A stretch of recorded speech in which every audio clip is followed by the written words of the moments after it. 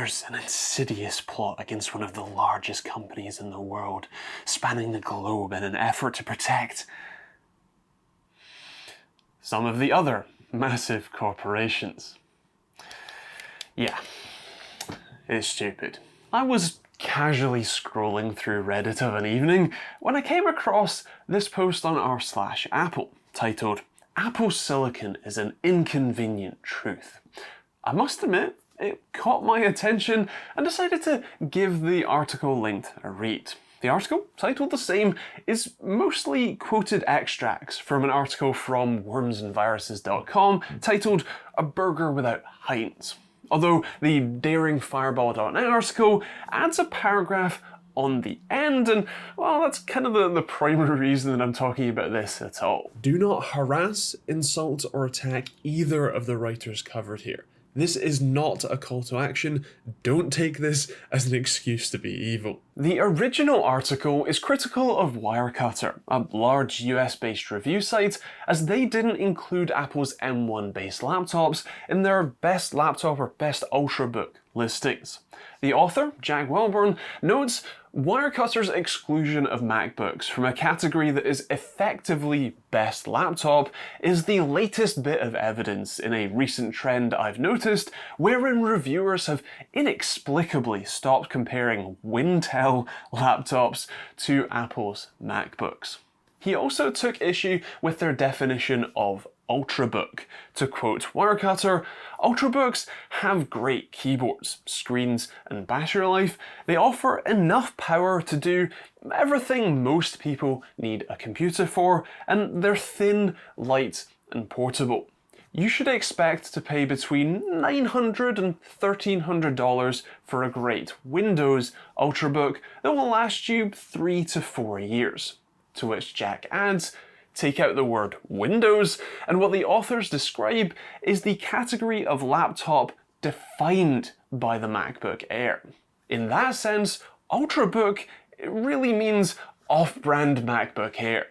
Naming the category Best Ultrabook instead of Best Laptop feels like a deliberate cop-out to justify excluding Apple's MacBooks. It's worth taking a look at the Wirecutter page for Best Laptops before discussing anything further. The page is essentially a list of their picks for various categories, from Best Ultrabook to the Best Chromebook. The top item is the Ultrabook section, which is immediately followed by the Best Mac Laptop, where they specifically recommend the MacBook Air, the M1 version as of writing.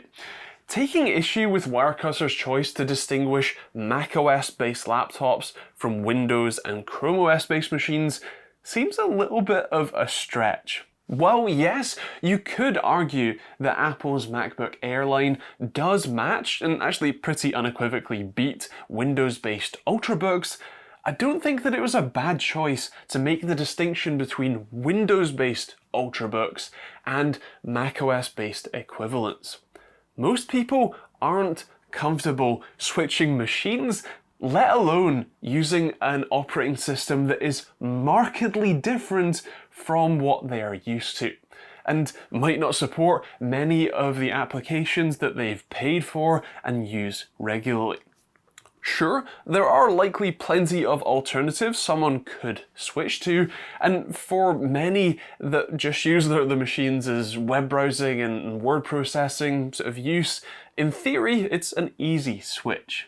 But in practice, the amount of time and energy that the average person has to switch machines just can't accommodate switching OS too. Also, I have a bit of pedantry to express here. Ultrabook is an Intel marketing term. They first introduced it in 2011 as a way for manufacturers to have a unified front in defending against the MacBook Air. It has been superseded by Intel Evo as of 2020, but it has stuck around the industry as a synonym for thin and light Windows laptop. So Wirecutter effectively sticking with that definition isn't what I would call egregious. While the point that it's somewhat disingenuous to exclude the MacBook Air in that category is fair enough, especially thanks to the burden of switching operating systems, I can't say that I'm that bothered when the very next item on the page is them recommending the M1 MacBook Air. If you follow that point through, well, then it would make sense to also include Chromebooks in that Ultrabook category, as they are perfectly capable of doing everyday tasks like the Air and the Wintel Ultrabooks can, to which you can easily argue that there are a number of Chrome OS machines that are a better value with the same sort of usage experience. The main thread that runs through both of these articles is confusion and suspicion over reviewers not including Apple's M1 based MacBooks in other reviews. The DaringFireball.net article goes so far as to say Apple Silicon is a profoundly inconvenient truth for many computer enthusiasts who do not like Macs, so they've gone into denial, like Fox News cultists with regard to climate change. It's that simple. There's no other explanation for omitting MacBooks from comparisons. I'm sorry, what? That accusation would be laughable if it wasn't so dumb. Reading the gushing review of the M2 MacBook Air makes it abundantly clear that the author's point of view is so Apple-centric that you couldn't possibly conceive of any other reason to not include MacBooks in other reviews. We get it, you're an Apple fanboy. That's fine.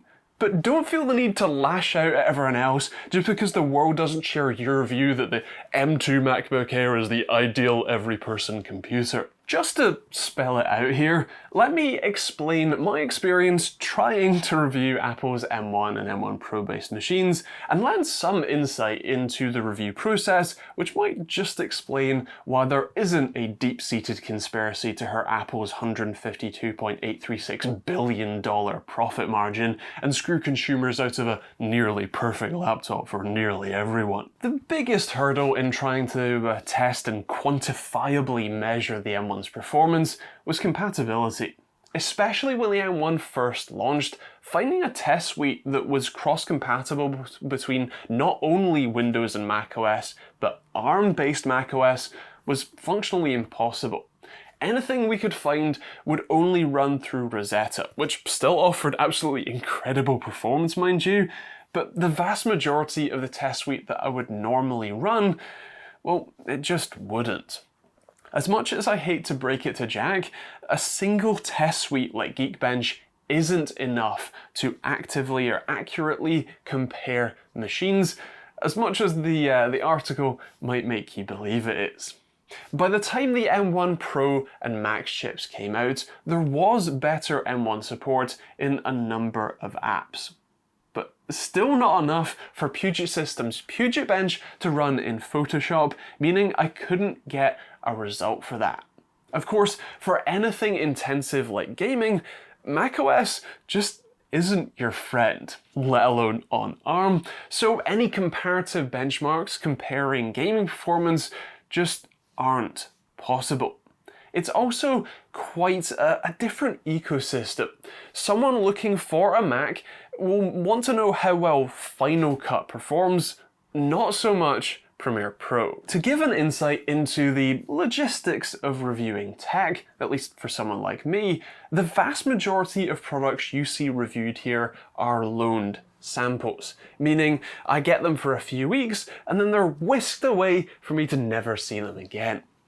It's great. While I can't speak for larger sites like Wirecutter or Ars Technica, the other site criticised in the articles, I know for me, the struggle to include relevant comparative data is thanks to the fact that I don't have access to any of the machines I've previously tested, meaning I can't run any updated or new tests. Of course, those larger publications, or at least for them, you could argue that they should purchase products like the MacBook to use in future testing.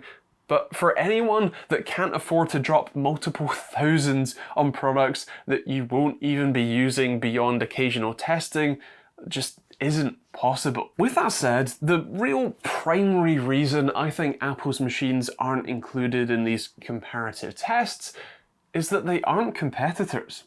Apple has worked incredibly hard to distinguish itself from its PC counterparts. And that's how they like it. There isn't a direct competitor to the MacBook Air because there are no other machines with the same usage experience. Pick up an HP Ultrabook or an Acer Ultrabook, and they're functionally the same. The MacBook, primarily thanks to its operating system, just isn't. So it doesn't occur to reviewers to include them in comparative tests. It's also worth noting that the vast majority of people looking for a MacBook wouldn't also be in the market for a Windows machine, and vice versa. If you need an Ultrabook for work, well, if you use any OS-specific apps, you're pretty much locked in. If you want a laptop for home use, well, most people have switched to a tablet already, or even just their phones, or again, they already have their own fairly strong preferences. As you can tell by the tone of these articles, people who are willing to buy Apple's products tend to have, well, rather strong, almost fanatical preferences compared to Windows buyers who are almost always indifferent about the brands and products that they use. That, again, means that it doesn't make much sense to go to the extra effort of testing a MacBook when reviewing a Windows machine. I also feel that it's important for me to lay out my biases here so that you can judge the points I'm making fairly. I'm not a fan of Apple. Their anti-consumer practices and walled garden ecosystem is pretty abhorrent to me. I much prefer open source where possible. I also don't own any Apple products. I've used plenty, fixed plenty, but don't own or use any myself. macOS is the biggest limiting factor of that for me, as I flat out can't do a lot of what I use my PC for on it, and truth be told, I'm also very familiar with Windows and haven't felt the need to get to grips with macOS instead. That's not to say I harbour any affection towards Windows either, none at all. I'm very much stuck with Windows, like a lot of the world, but if Linux wasn't such a pain to use and was more compatible with things like the Adobe suite and games, which I know is getting better thanks to the Steam Deck, I would happily switch to that instead. I'm not the target market for Apple machines. But even so, I can completely see the value in Apple Silicon. As I said in my reviews, for someone who is in their target markets, the M series chips are frankly amazing. Their efficiency and outright raw performance is incredible. And for anyone willing to switch to macOS, or of course is comfortable with it already, the hardware itself is definitely worth a look, even if the company itself might be best to steer clear of. Plus, I have friends that use Apple.